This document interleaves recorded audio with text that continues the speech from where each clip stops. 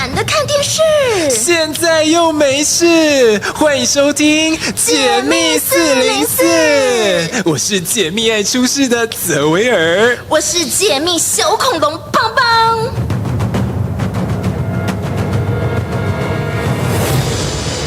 解密404，新年要穿新 shoes。对，我们这集播出的时候，要先祝大家新年快乐！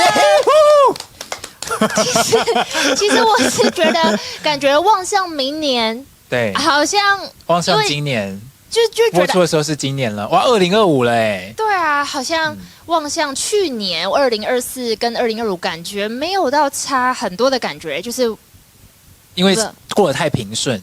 应该也没有，我觉得生活太饱满，反而是国际局势太动荡。哦，也是啦。然后我觉得2024就是一个非常不得了，就是好像在年底的时候，各个国家突然激的事情，这边也爆发什么事，比如说台湾的立院嘛，也还没平下来，然后南韩又发生了，就是这个从他们的总统到他们的空难，就是也是一个国际的大事等等之类的。然后当然接下来这个美国的那个新的总统又要上来了，没错，哇，就觉得。仿佛即便到了新的一年，好像也没有喘口气的感觉。而且呢，就是在2024年的时候，可以说是台湾各个时期的高光时刻。哦，比如说体育赛事一直猛夺冠军这件事情，从那个巴黎奥运，然后到我们的12强，想说哇，台湾真的被世界看见了，而且大大小小隐形冠军也通常都出现了，就觉得好像廖董那时候说那个整个那个哎呀，国运，对，直接往上推升，没错，如日当中，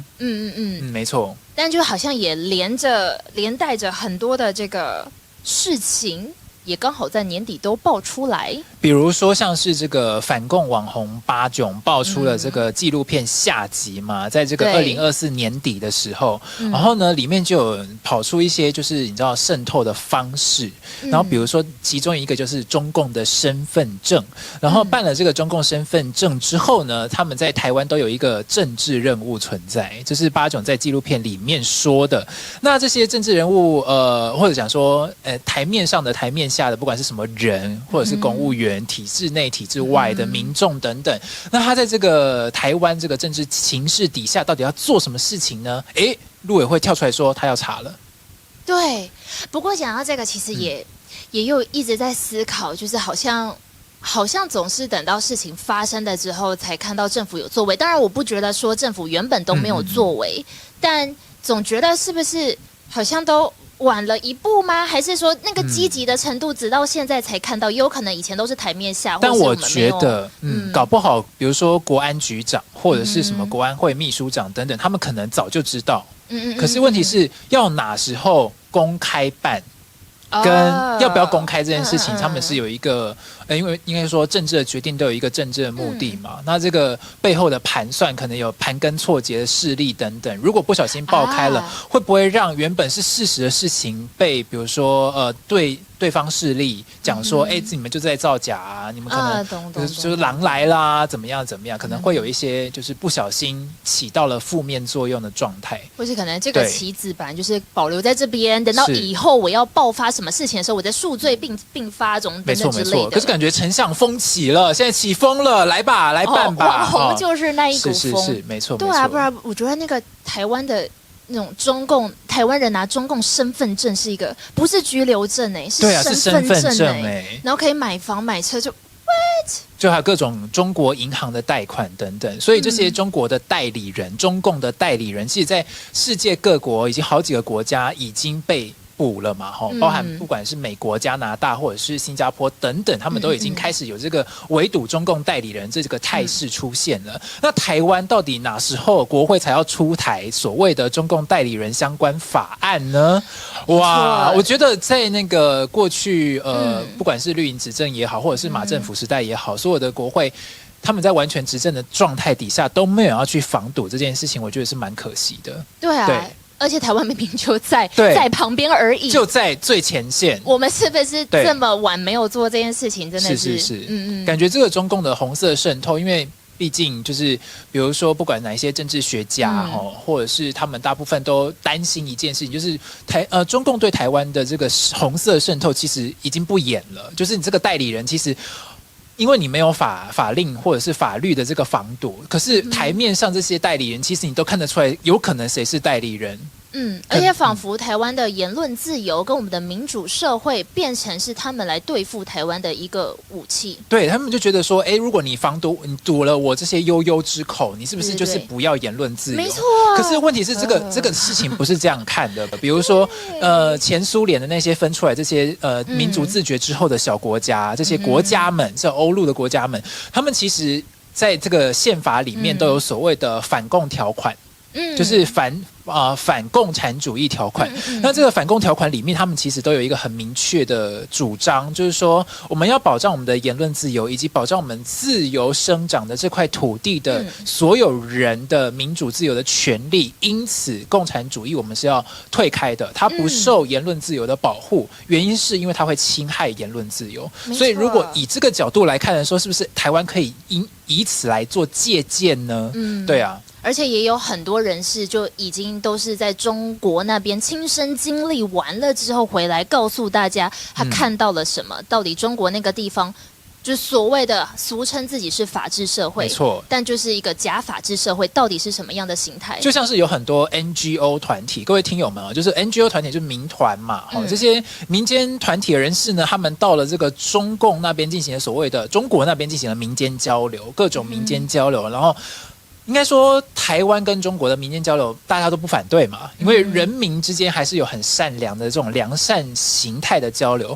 可是呢，其中你知道之前有一个李明哲 NGO，然后呢，这个人士他到那边，因为他涉犯了所谓的颠覆国家政权，然后被关押了5年嘛。对，好像是我们知道的第一个台湾人被判中共的颠覆国家政权罪。没错，而且就是他就是回来上节目现身说法，然后他上面他直接讲了一个很重要的点，他一开始讲说，这些主张两岸要交流的人士他没有说错哦，可是问题是。主张两岸交流的人士，也只是中共政治目的底下的其中一个棋子而已。对，他讲出了这个重点，那他就举了比如说日本的交流人士的例子，然后也是或者是美国德州的交流人士的例子，他们都是主张反对台独的，然后反对台湾真正独立这件事情的，可是他们是完全促进所谓的中华统一啊，什么什么，这些完全就是站在中国立场、中共的立场来进行说话的这些人士，他们都被中共来当成弃子而被抓捕。所以你说他原本这些人，他都是算是挺中共的，挺中共的，结果他被抓了。对，所以这个李明哲上节目的时候，他就直接讲了很重的一个结论，他就说，如果是台独人士，或者是觉得台湾应该要保障自由独立这件事情，或自主性的这些人士，因为有惩毒那几条嘛，超多条，对不对？对，所以针对台独等等之类的，所以那些人都不会再去中国。以防有一些生命安全、人身财产的安全等等。你说原本就主张台独的人，并不会特别跑去中国。没错。但是呢，那些主张两岸统一，或者是主张两岸必须要交流的人，李明哲就说出了一句话，他就说他是一个被关押的例子。那他那时候也在进行很大量的民间交流，可是问题是，他最后导致的就是他颠覆国家政权。那他在举的这些其他国家的例子等等，挺中共的最后都变成了弃子啊，对。所以他大胆预言说，各位听友们，他大胆预言什么呢？就是说，我们之后呢，可能会看到这些主张两岸统一或者是两岸民间交流等等这些人士，有可能也会变成了中共的弃子，或者是他们是最有可能被抓捕的这些人士，就像那些拿了中共身份证的人吗？对。就说这些红色渗透的代理人，表面上、台面上，我们台湾好像大致上都知道谁是谁了。可是问题是因为没有法令的防堵。可是这些主张两岸交流的人，他会不会也是有危险的呢？因为毕竟他不是那时候习近平不是说什么，不管你是中华民国，没错，不管你是台湾，其实他都把你列作台独嘛。对啊，你生而为台湾人，你就在台独。是。以他们的道理来说就是这样子。所以当他们如果真的有想用这一步棋，或是他想拿你这个，所以他说我觉得那个弃子的概念已经不完全是我放弃你这个人，而是我拿你这个人做我下一步的统战计划。他把你当弃子也是一种政治目的嘛。对，比如说，我可能抓了你，我来威胁台湾政府。是什么？我手上现在有多少个台湾国民？就是人质外交的部分。对啊，就说你看这个主张两岸交流的人士，把你抓起来，就跟刚刚讲的，就变成是我把你抓起来，然后发现我可以把你利用哦，你其实是所谓的境外间谍哦。你从前面先帮我去做这个人性上面这种心灵的统战，完了之后我再把你拿来做实际的利用，其实很会压榨而且廖董不是说过吗？政治都不是偶然的嘛，然后政治也没有所谓的就是感觉好像就是不小心偶遇这种事情，没有，他都是算计好的。对，他就是每一步棋他都已经算好，我下一步我要走多远，所以今天我把你抓起来，我其实要行什么政治目的，或者是那些中生团来台，他们不是都共青团的吗？那来的时候这些我就是安排好这些台面上的这些交流，我就是有政治目的的，因为中共没有那么笨嘛，对不对？而且他现在也没有钱，他不想做浪费钱的事情。而且我们不能用每一分价值都要用到，我们不能用民主自由国家的这个态势去想一个共产主义的国家，他到底要干嘛？虽然他不讲他自己是共产主义，他说他是中国式的社会主义嘛，对，那我们只能说他是改良版的共产主义。对啊，还是进化再更黑化的共产主义。而且这些应该讲说他们去这些网红去拍片，他们不是说没有啊，没有像这个台湾政府怎么样说的多危险啊，什么成都20几条啊都没有那么危险啊，我们还是可以进来，还是可以进来新疆啊。那问题是你进去的时候不就是因为你要被利用？因为你是棋子嘛，你把它想成中共都把你当成棋子，所以他让你进来是他首肯的。对啊，然后他给钱给你，不知道，因为大家不都跳出来，那个纪录片一出来，8种纪录片一出来，大家不都跳反说没有收到钱啊？对，那你总不说你不应该，你应不应该去，或者是结果你是承认你有没有收到钱，那就是煞有其事了嘛。而且也没有直接从根本上的去面对这个问题，到底台湾人在现在这样两岸的真的是一个矛盾很大，我觉得要说矛盾嘛，就是这个算是死敌关系了。对啊，其实就是敌我关系了。而且我发现不止网红，就前一阵子他们说学者也是被渗透的一环。学者如何被渗透？这邦邦可能非常有研究这样。因为我前一阵子的确有做那个相关的，就是我有去访，然后找了2-3个学者，然后那时候学者他就跟我讲一些中共他们会用的线路。他们说第一步呢是叫抓娃娃。抓娃娃什么意思？他们会在你是投钱，然后就有娃娃出来。他投那个邀请函。他投那个就是可能从中国的学者投邀请函给这个台湾的学者，台湾学生就去找，这个助理研究员，然后助研究员啊，什么助理教授啊，大家一起组团去中国。第一个等级的。就是最刚开始你碰到他们的时候，你去中国，然后我们有一场两岸的学术交流研讨会。我差点说最低等的教授，有点过分，人家书读这么多，是，人家是博士，人家那个签，是，然后他们就过去参加学术交流论坛完了之后呢，他们就说好，那你写一份稿子，就是因为他要包装成学术交流论坛，所以是研讨会吗？对，要发表会议论文这样。对，类似这种东西。但其实就是你写什么都没关系，但是他给你的题目也会给的很中性。就是什么两岸经济怎么更好啊等等之类的，他不会就是硬要给你一个大题目，对，他不用你硬要上来，你就要表态什么我是挺统一还是什么，就不用，你就只要写一份稿子出来完了就好了。然后呢，那一个稿子呢，他会给你稿费。这个稿费呢，那个学者是跟我说，他大概是可以平衡掉你的机票的费用。你是说稿费可以比机票钱的这么贵吗？台往来机票，可是其实你想一想，如果以中共统战人的方式的话，其实这笔钱，我觉得对中共来说不多。如果一个人其实才机票费用的话，比起那个所谓的网红讲的那个一栋房子啊、一辆车啊之类的，可是他如果我那时候就很好奇，我就问他说，可是如果只是这样子的话，那它的诱因在哪里？我又何必为了那个只是区的一个机票钱，就感觉只是收支平衡。对。然后他就说，当然你到当地都是包吃包住啦。他就说，重点就是他接触上你这个学者了，然后他跟你打了交流线之后，他就会去看你，他可能会看你那个你人在就是你这个你是研究什么方面的，然后你就是他会研究你这个学者他是不是有可利用之机，接下来他就可以跟这个人他就有了接触的管道。那这个学者他接下来会受到什么样的诱惑，或是中共可以再用什么样的东西来利诱这个学者，可能交出他的研究报告资料，是，然后作为中共自己的内参报告等等。然后所以就透过这样子之后，就可以有更多的钱进来呀、什么之类的。而且我觉得最可怕的是，其实私底下学者是有跟我说，其实大部分啦，台上的学者啦，应该都有碰过两岸的交流。所以等于是他放长线，要你在关键时刻讲出关键理论。他就是放长线完之后，我看我可以挑到几只学者的鱼上来，就是他先做了一个研讨会，那只是他放长线。那我突然想到一个人，他也是学者，法律学者出身，然后正在国会里面大跳特跳。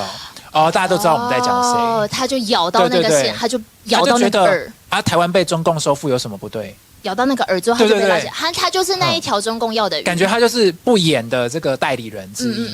对不对？然后只是整件事情，我觉得很难过的是，你到时候会发现这件事情，我们要怎么防堵中共渗透学者这件事情，最后我们靠的那一道防线，只是学者自己的良心跟道德。然后我们没有任何法令防堵，就是看起来就是没有，因为以前至少在疫情前交流非常的多。是。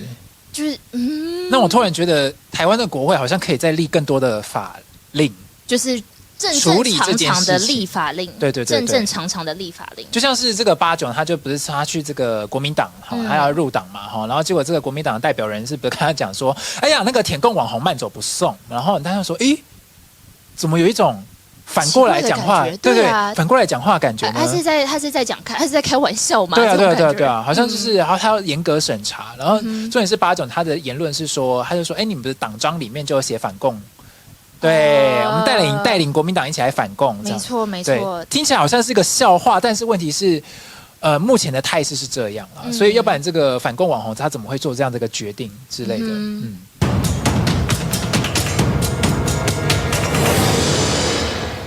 其实，在很多中共的这些言论当中，刚刚讲到了学者的渗透啊，或者是网红的渗透啊，甚或是国会里面的渗透啊，甚或是对台湾有一些政治人物或者是台面下的这些公务员或者是民众等等，他有一些中配等等，他有一些中共身份证的这些东西，然后呢，我就觉得哇哦，那些东西。不得了！我觉得其实现在突然想一想，觉得2024年相当精彩，至少年末的时候，一下子有这么多的一下子爆出来渗透道路发生，说超像海底总动员的，到底谁可以？大概谁可以只是潜出那个潜望镜，然后看到是真正的光明面？我们现在都在水底嘛，然后水底里面都有一些中共的渗透，那些鱼饵啊、诱饵啊，不觉得很像吗？然后谁吃到谁就过去啊，然后有大鱼就去那个有吃小鱼吗？对啊，大鱼吃小鱼啊，或者是一堆沙丁鱼啊，然后把它煮成一个更大的鱼影之类的，等等的感觉就是。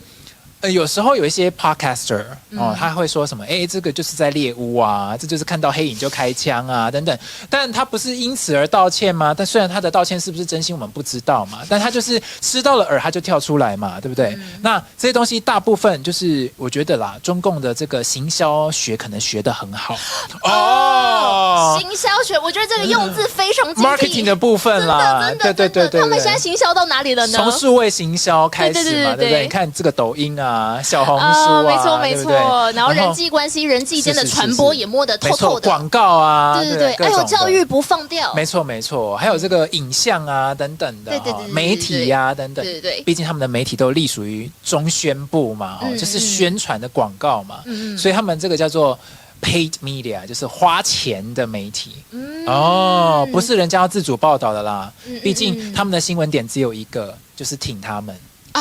对，都长一样，对，都长一样，所以是那个明显的或者是内敛的，但其实基本上那个论调就是那样。没错，所以跟各位听友们讲就是它的这个新闻本质，它是不是新闻呢？不是，它是广告。所以呢，为什么中国在这个所谓的无国界记者组织里面所排名的这个世界新闻自由排名里面，它是排倒数第2？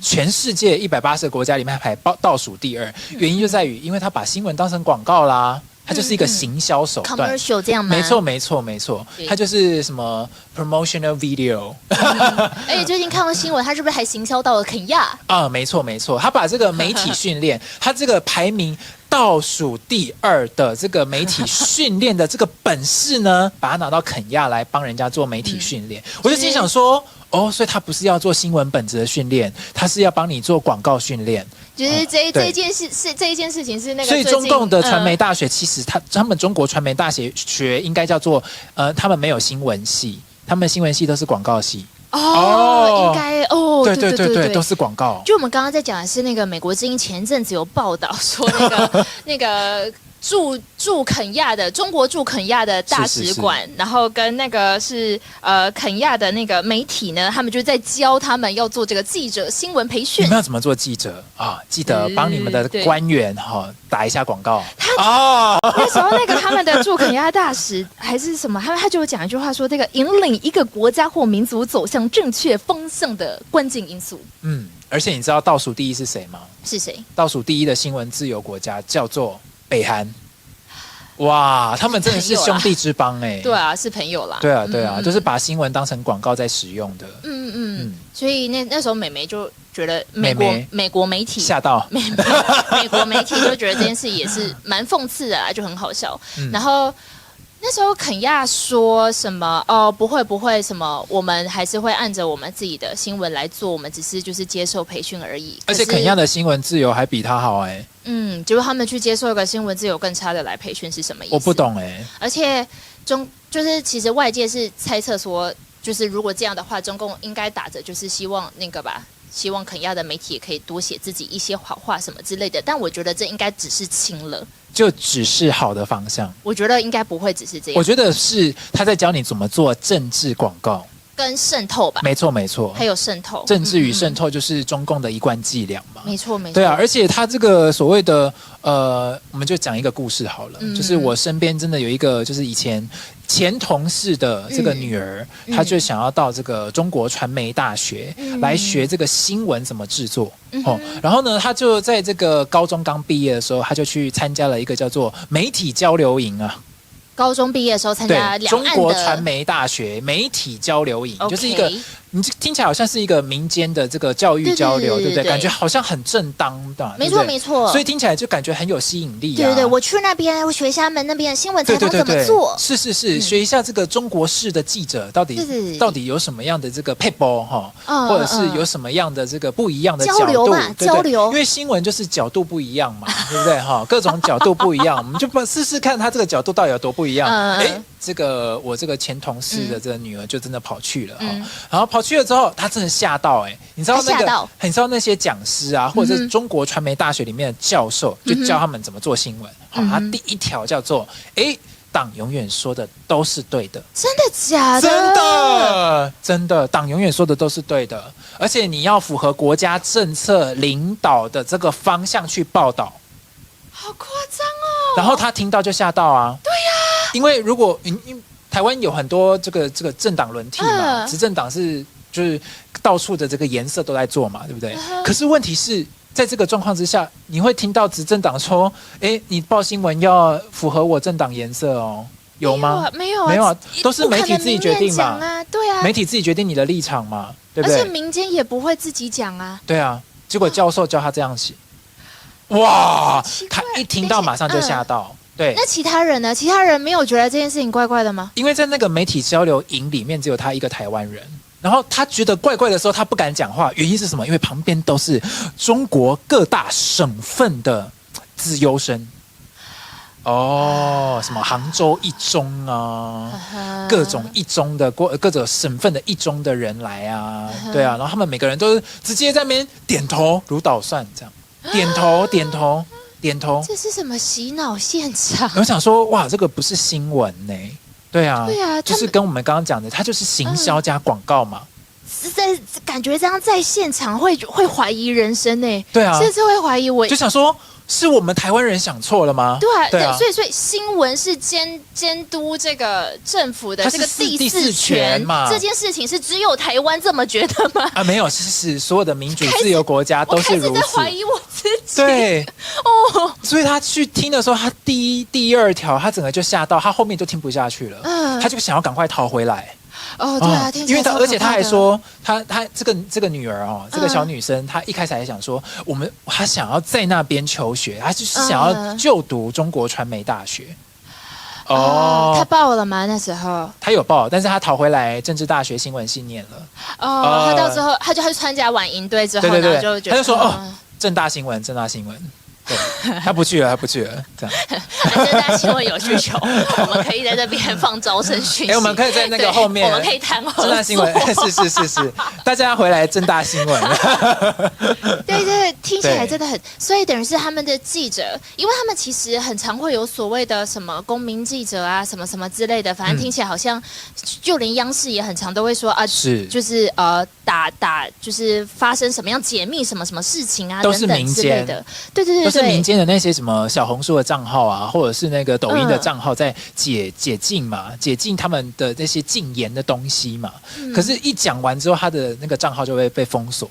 所以我甚至还曾经想过说，是不是有可能，其实中国的记者啊，是你进到这个记者的行业里面之后，上头才会发话说，你这个人以后要为党而用，或是怎么样之类的。所以为什么他们说是中共的喉舌？对啊，但现在看起来是你在教育的时期，你就已经在被灌输了耶。对啊，就说要按照国家的方向来报道。哇，这不是很扯的一件事情？没有在监督他对啊，按照他的方向来报道，那不是第四权啊，这不叫新闻吧？就是在帮他讲话。对，就是一个宣传，没错，还是什么？我们帮他想一个好一点的宣布啊，没错，帮他想一个好听一点的名字，比如说大声公还是。大声公可能吧，因为我那时候不是中生团来台嘛，你还记得那些就是驻台湾的这些中国的记者，他们在采访的时候，旁边不是有那些台大学生、清大学生抗议吗？然后因为抗议的声量很大，然后你知道央视或者是这个中国媒体的记者他们讲什么吗？你们安静一点好不好？我们在采访意思就是他在采访的时候，他不允许有任何新闻事件或者是当下的陈抗事件发生的。你觉得这是新闻吗？他说不定回去还要，就是他可能很生气，觉得说我自己麦克风录到我回去还要做消音。对，因为他是广告的概念在做新闻的，所以呢，他觉得旁边的这些新闻时事的陈抗事件，他觉得是不可以发生的。我觉得的确是这样，因为后来如果我在微博，就是我会去搜罗的时候呢，我看到他们去报道那时候中生团来台的新闻，全部都是中生团来台，然后什么马龙多受台湾人欢迎，是什么台湾交流多开心，反正就是写的台湾很开心一样。我想说没有我在台湾看到的不是大家很开心这样对啊，就是一个完全就是在用着那个画面。看起来人多，然后把所有的现场音拉掉，然后记者配音就配说如何好啊，或是标就直接下，对，多好等于是就是他们用了不同的角度而不贴近真实的方式去陈述那个画面的本质，所以他们的本质是什么？就真的不是新闻。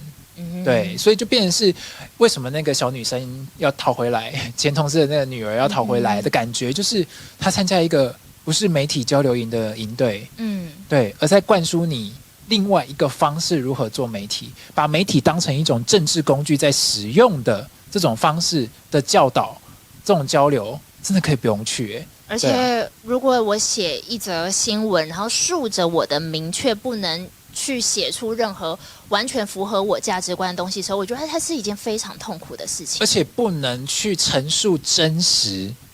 对啊。就跟为什么这个中共的广电总局，他要审查这些电影、电视作品等等的感觉是一样的，因为他要让你承认他国家的方向，他要就是让你去遵守他制定的这些过程等等，你要去认同他、认可他当下的这个状态。对，而且状态还会一直变哦。对。这个时候这个可以，那个下个时候这个就不可以了。对啊，什么限娱令啊、限韩令啊、限什么什么什么宫斗令啊。对啊，限宫斗啊、限奶令啊，各种的。是古装啦。对，但古装基本也够懂了。没错，就长这样。刚刚我们讲的是这个新闻制造的黑心商品，就是黑心新闻的部分。现在是要讲真的是黑心的衣物，真的是黑心的衣物，没错，这很可怕。咱们现在那个入冬了是吧？入冬了之后，羽绒衣很好用。天冷，不过我咋觉得我最近穿着那羽绒衣，我觉得不大得劲呢？我觉得听友想要猫了。不会，我觉得挺好的，挺好的，大家都挺好的。是，都挺好的。下午好。刚刚那个羽绒衣啊，是，它感觉好像是一个听起来，因为他们最近羽绒衣呢，好像叫是频翻车。没错，而且是他们的中共官媒，我们刚刚讲媒体，他们不是就是一些中共的宣传吗？因为有政治目的的工具而进行的广告式的媒体宣传报道。那他们现在是中共的喉舌媒体报道了什么事情呢？他们踢爆，他们有黑心羽绒衣。整个新闻的概念就是这个黑心的羽绒衣呢，里面掺杂着什么东西都有，有什么猪毛啊、狗毛啊，然后甚至还有那个什么拿那个羽毛球打碎做成的羽绒，然后说这样的羽绒衣呢，既不保暖，而且可能还有毒。然后那个画面就是这个哪边的一个小姐，她讲说我这儿刚刚上市场买的，这是399的羽绒衣，来给各位看一下是什么东西，然后就拿那个小刀划开，对，撕开之后就你看这个绒丝，都不是羽绒，都假的，不是，我就问。你这个敢给你的小孩穿吗？这种之类的，就是他们就会划开一件件，而且不同的影片。我很想按电话，然后叫那个某某导演来请我们邦去演戏，口音真像啊！这个倒没有，我觉得还要再学。我觉得我这方面还要再精进。真的。对，但就是回到那羽绒衣，那羽绒衣看起来就真的都黑黑的啦，然后他们就会拨一拨你看猪毛，然后就那个这个叫做多元成毛，什么？你说多元成家的变成多元成毛，都是一个多元的概念，对，没错。然后就是只要不是鹅绒都好，还有押韵呢。多元成毛，不要鹅绒都好。然后它那个概念就是说，因为这个鸭绒、鹅绒东西太贵了，是。然后商家呢，为了要降低成本，而且他们甚至一件羽绒衣好像台币可能800-900块一件就有了吗？300，对，反正就是台湾真买不到这个价格就跟办了中共身份证之后去贷款或者是买房子，他们只要100万嘛。他们甚至好像到时候可以弄到自己都不用付那100万吧？对，然后就是银行自己吸收，然后也抓不到人。对，你看这些拿中共身份证在台湾潜伏。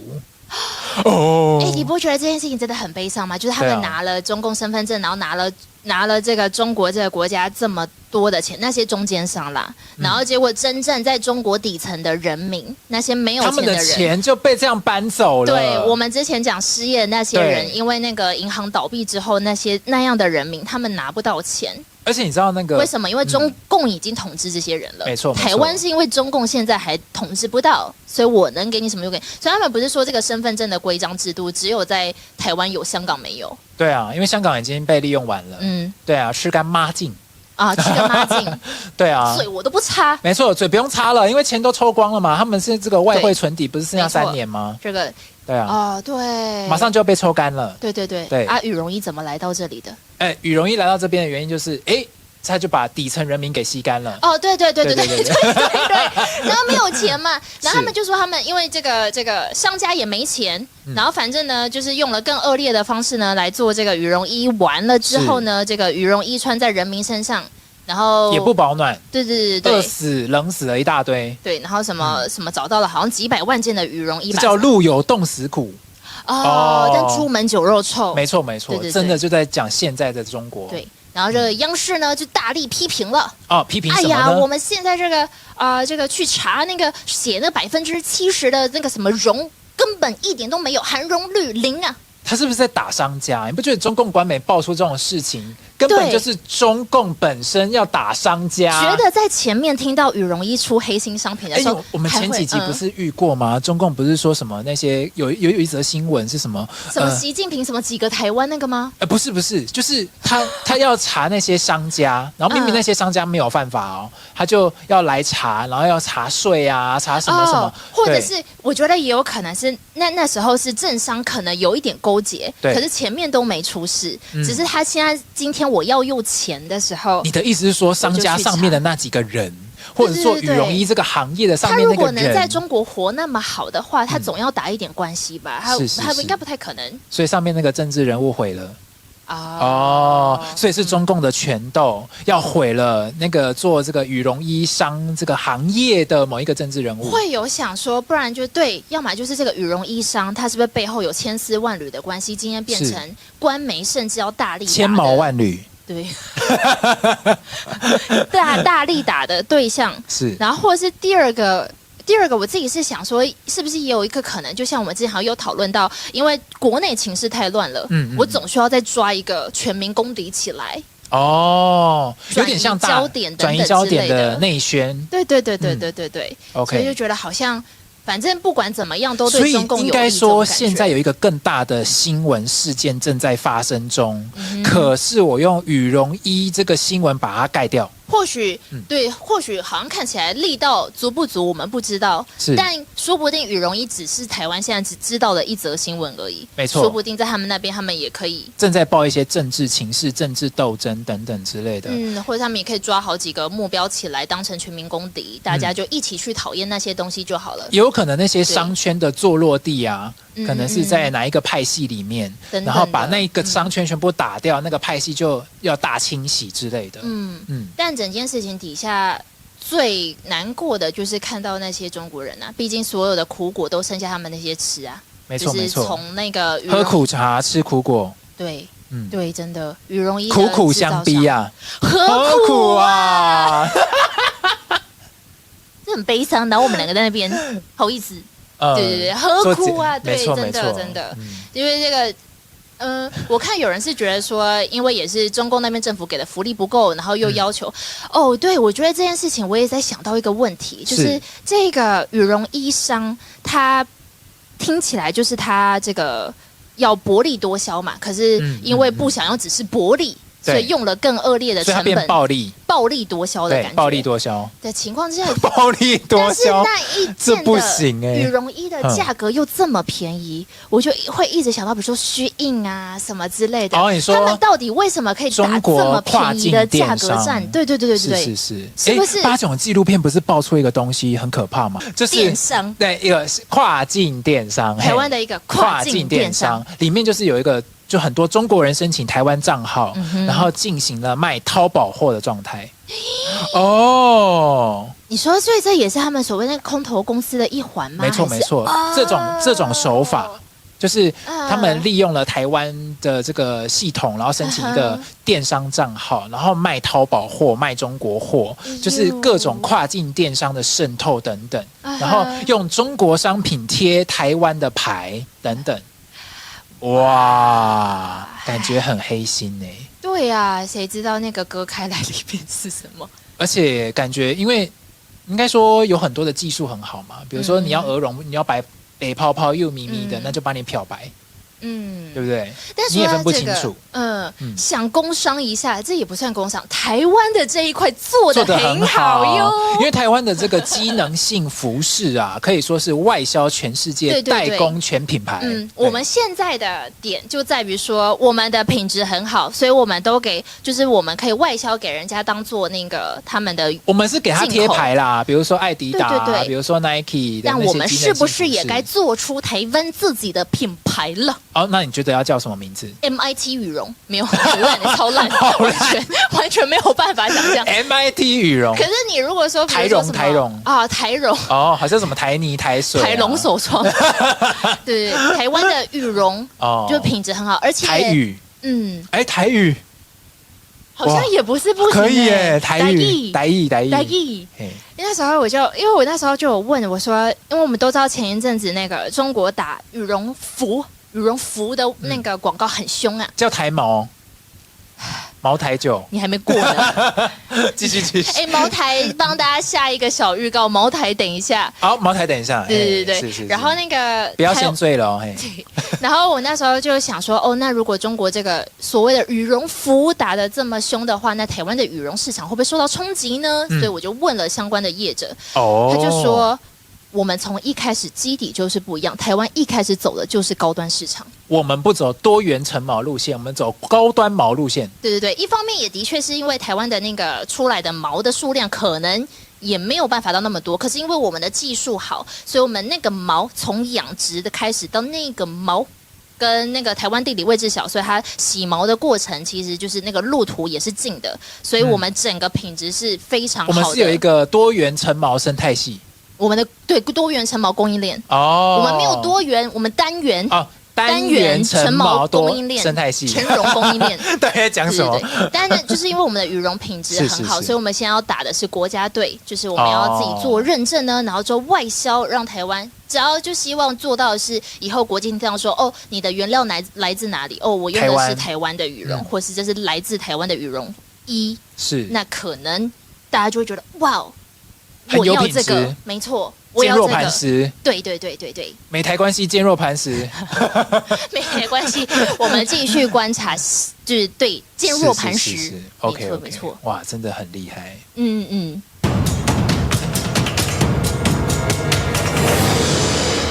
中共其实他在做新闻的时候会一直呼口号，比如说我们要打贪，什么什么贪官大老虎他就下去了，对，他们不都这样吗？有一些词可能就会是当下的一些重点词汇 keyword 的这种感觉，对，而且只是表面的词，他是不是真的涉贪？没有，他只是涉入政治而已。我觉得或许真的有涉贪，因为你如果要当那边党职，你一定是共产党员。我现在没有办法想象，所以他们是大贪小贪落玉盘。对，从小贪到大。他们应该从某个职位开始就贪，感觉那个我觉得因为那个应该是一种办公室文化吧，他们的办公室文化，我没有办法想象哪一个贪官文化，共产党员不贪官，所以他们的和珅是他们的这个祖师爷。我觉得说不定连和珅都不想当，不干我的是我的罪，我孽我自己，等你们后面你们，他整个不想。你说他会从那个坟墓跳出来？你别这么说，你不是我们的子孙，这样激动个什么？就是为什么会讲到贪官？因为前一阵子有一篇报道蛮好玩的，他说他统计了一下整个2024年，好像他说有几个呀？我来看一下，他说有33个亿元贪官，这个亿是人民币的亿哦。吓到，就是贪人民币。我想说，我们有一个朋友叫这个名字，这样。朋友不会开心，朋友不会开心。等一下回去把这集传给朋友。好。就是那个议员，就是他贪污了超过1亿的人民币这样子。是。然后看了一下那个名单呢，非常的精彩，就是各种各样的人都有。比如说我们刚刚提到的那个原茅台董事长。还真的有这个茅台。对，原茅台董事长也因为这个贪污呢下来了。然后呢，比如说还有什么人大常委副主任啊，然后国营有限公司董事长啊，他们的所有的企业应该都国营吧？几乎都国营。然后民间经营不下去也变国营。民间就是台面上的民间，台面上的私营，是实际上的国营这种感觉。然后像省公安厅厅长啊，省委书记啊等等之类的，烟草专卖局局长，这些都是这一年因为贪污爆出来的贪官，对，落马的对象。哇，那到底为什么这么爱贪呢？而且所谓的这个上亿的贪污啊。这个亿不是他贪，只是贪1亿多，或是什么1.2亿、1.5亿，他贪是1亿、8亿、9亿、30亿，直接要到上面去。对，太夸张了。那真的很多所以30亿去，他们要做人中龙凤啦。可他们一直以来从小被灌输的这个价值观，就是要做人中之龙，人中之凤。所以钱不是不是小事，一定是一个人生的大事。所以他们把钱视为作为一个政治手段跟政治地位上面的某一些标的物。所以对于中共的，对于整个中国社会体系，所谓的中共那些高层的人，他们把钱当成是证明他们自己社会地位的一个标的物。可是底层的中国人，他们也是，就是所有人的念头里面都是钱，但中共他是把它当成是权势，但底层的人民，所以中共它其实是一个就是怎么讲政治化的吸血鬼咯。但底层人民每天想钱是因为活不下去。对啊，因为他必须要使用到钱嘛。对啊，要不然他每天都要喝西北风，怎么可以？然后又失业又什么的。对啊，所以说我们整个这样子看下来呢，没有讯号呢。啊，你是说我们后面的 logo 没有讯号？刹那间呢？可能他在给我们一些讯号。他在给我们什么样的讯号？比如说中共肃贪的这些口号。所以你觉得肃贪的口号不是只有明面上肃贪的口号吗？有可能是他权斗的立场。这件事情我们是不是在那时候那个习近平刚上任的时候，大家就都有发现这件事情？而且这个已经不是新闻了，就是它是一个。怎么讲？各位听友们，听我们讲这个的时候，你就觉得啊，这不是老生常谈吗？对啊，还是要恭喜你变成是中共问题专家这样。所以呢，但是在这个状态之下，有时候人民其实不相信这个中共的国家机器在办的任何事情，因为包含他不是说什么有维权制度啊，有上访制度啊，可是去上访法治社会啊，对啊，他假装是自己是法治嘛，比如说什么人被捕了啊，像那个什么上次讲的这个一贯道众啊，他什么触犯刑法300条嘛，他就是最大的犯罪集团，他还有刑法在管吗？所以其实这个可想而知，他的国家机器其实不被人民所信任。对，去上访也会被武警给打死。之类的，那大家就渐渐的没有办法在这个明面上面来做所谓的反抗了，所以才会有什么青年不躺平，大家来夜骑啊，对不对？所以这些青年为什么是觉得要抗议，或者是为什么这些异议人士他们觉得没有办法透过所谓的法律系统？因为政法委都他们包了嘛，所以呢，他们就变成是他们用的是比如说网络的系统，比如说小红书或什么，他们讲完之后录完影，然后上传，然后大家看到了，马上就被封号了。他们就用这种方式来去什么实名举报、实名指控哪些官员干了什么好事，因为法院不理他们啊，对啊，上访也不理啊，对，等等之类的。就是觉得说，原本的所谓的社会，就是所谓的真的法治社会，因为有法律那一层在，然后人民因为有各种各样的管道可以去做，所以整个社会才可以更加的安定吗？但是中共在做的事情，就是他假借所谓的法治之名，但其实根本就没有做到任何，就是可以协助。应该说稳定这个社会的时候，应该说他不是要稳定社会，他只是要稳定他的统治的正当性。对啊，我还记得这个李明哲在节目上面讲过的话，他说所有台面上的交流，不管你是同意还是不同意，或者是你如何去附和他，他其实都是你明面上面不小心都会去维持他中共统治的正当性。原因就在于说，他这个政治目的，因为他所有的行动都有政治目的，包含他想要打着维稳的立场，然后下去管控社会如何，他用的各种举措的方式等等，他其实都是要稳定，不是民心，是要稳定他自己。对。然后他这样子导致的后果就是中国没有人相信正义这件事情。对。然后在没有人相信正义的情况之下，会发生什么事呢？就是我有问题了，那我就诉诸我自己认为的暴力来解决，比如说或者杀官。为什么民众会有那种接二连三杀官的？刚刚好杀完官他就自杀、自我了断，等等。对，各位听，我们不是鼓励做这种事情或鼓励自杀，而是在中国社会现在现状当中发生的这个当下，他们就是这样做选择，因为他们没有路可走。甚或是那些比如说西藏的学生。那些他们原本是要讲说什么，他们想要诉诸媒体嘛？可是问题是我们刚刚分析了，这些中国的媒体只是政治的工具，他不会去报道这些事情的。对，因为你不符合国家方向，你忤逆他嘛，那忤逆他的国家方向，他就不会帮你报道。对。所以我觉得这样看起来的人是好像应该人生而向阳。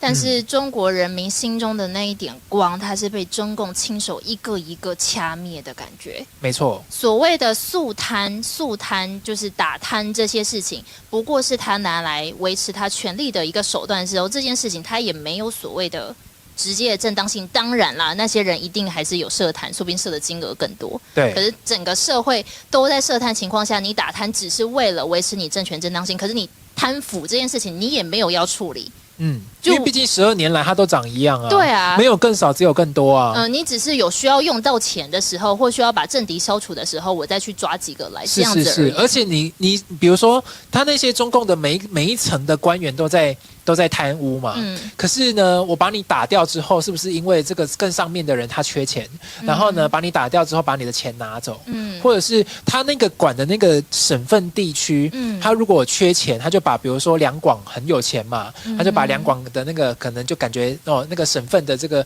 政治人物给他打掉，打掉之后，那个党员打掉，他把钱拿来割韭菜啊，就是他割韭菜已经割到就是人民也割，官员也割，什么都割，对，只要是还能再榨出一点钱，我就割这样子。对。那个涉贪的金额啊，因为刚刚不是都说是亿元起跳嘛，就是人民币的那个亿。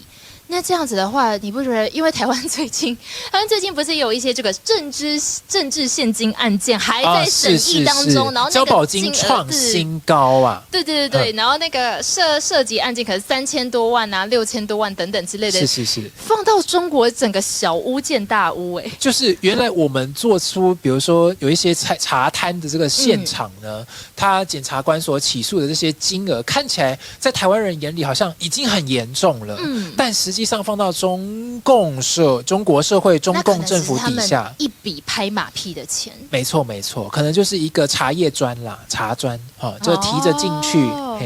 茅台旁边塞的那个稳定茅台不要破碎的那个稳定剂，这样子，然后旁边就可能一卷一卷的这个红色的毛泽东像。是一卷一卷毛泽东铺在旁边这样子，毛小象，对，毛小象铺得满满的，长毛象，哎呀，多多照顾，多多照顾，是，这个长毛象拿去啊，长毛象是不是有一点？长毛象也是可啦，也是可，是，其实就是用各种的形式下去讲，我们跟各位听友们分享的是，不要去用这个民主自由的思考去直接想象中共的社会有多可怕，你想象不到的。对，所以我们解密404的存在就在于揭露跟解密，国际两岸的现场。没错。我们或许不能每件事都知道得清清楚楚，可是我们可以每一件事情都来好好关注。而且我们会提出我们就是有关于他的这个我们怀疑的点。对，然后跟各位听友们来分享。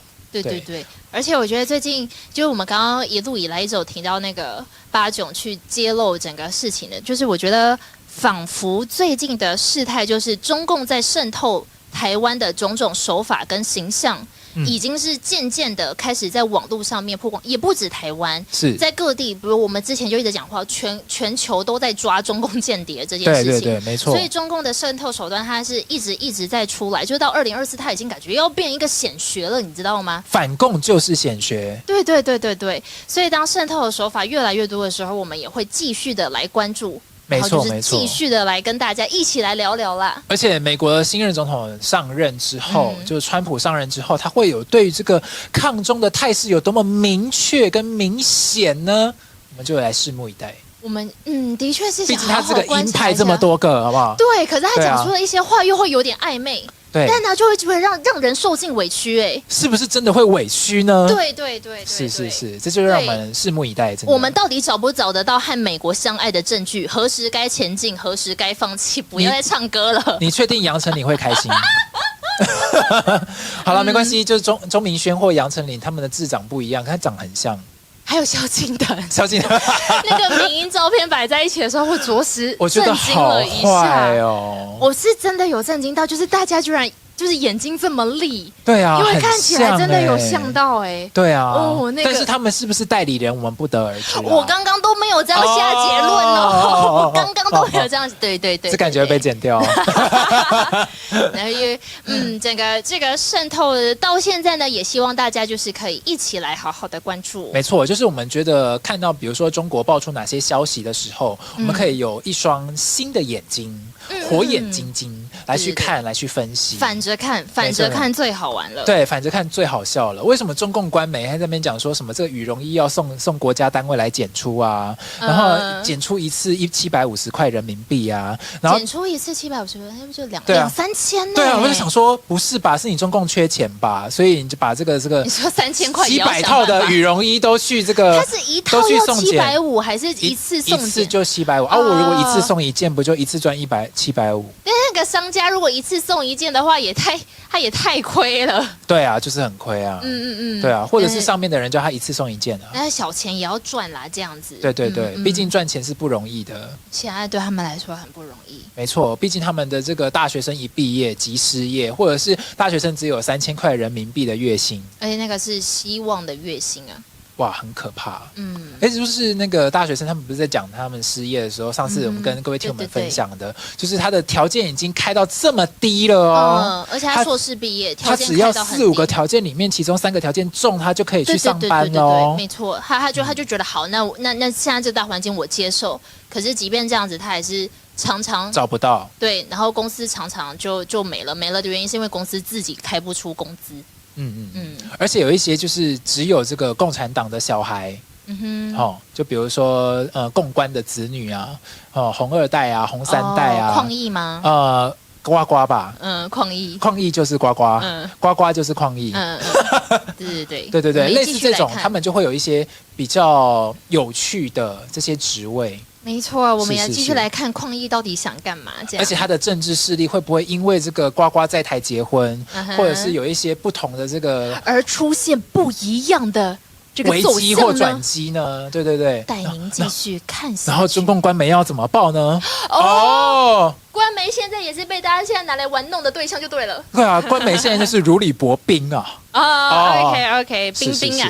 那这么好听的节目，哪边可以听到呢？我们可以在SoundOn、First Story、Spotify、YouTube、KKBox、Apple Podcast 都有。我们每个礼拜5的下午6点钟，陪着你放学，陪着你下班，陪着你度过愉快的周末。在结束之前，祝大家新年快乐！下期见，拜拜，拜拜。